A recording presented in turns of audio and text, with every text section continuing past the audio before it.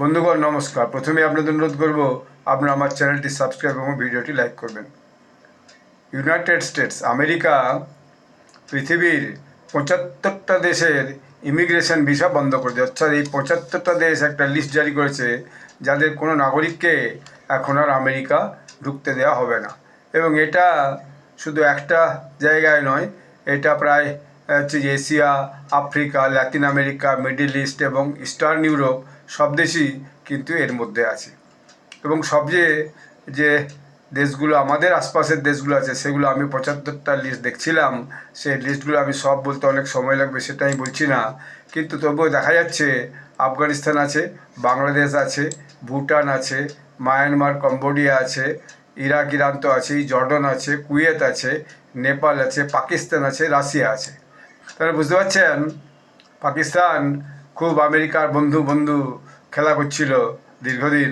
এখন দেখা যাচ্ছে পাকিস্তানকে আমেরিকা কিন্তু বাদ দিয়ে দিয়েছে। অর্থাৎ সেখান থেকেও কোনো মানুষ এখন আর আমেরিকা যেতে পারবে না, না জব ভিসাতে, না শর্ট টার্ম, না লং টার্ম, না ফ্যামিলি ভিসাতে, না ট্যুরিস্ট ভিসাতে।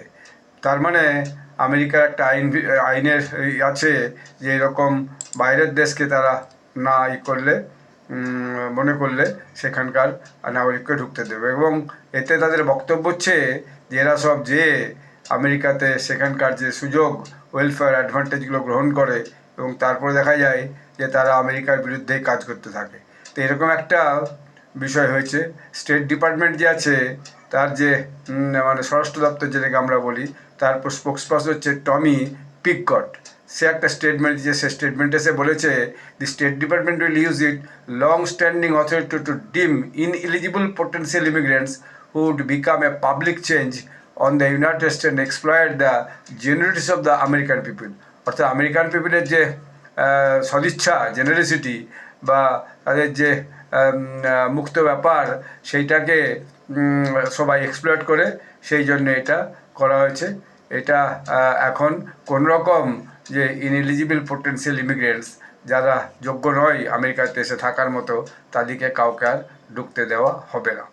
তো এখন বিষয়টা হচ্ছে যে পাকিস্তান থেকে কোনো এখনও বক্তব্য আসেনি। তাদের সেই ফিল্ড মার্শাল সে কী করবে সেটাই এখন দেখার বিষয়। সে তো খুব যে লাঞ্চ খেয়ে এসছে, মিনারেল রেখে এসছে বাক্সা করে নিয়েছে। তো এখন এরপরে পাকিস্তান কীভাবে কান্নাকাটি করে নিজেদের নামটা ওখান থেকে বাদ দেওয়া করায় সেটাই দেখার। আরও অনেক দেশ আছে, সেগুলোর নাম আমি বললাম না। এটা একটা বড় খবর। ধন্যবাদ।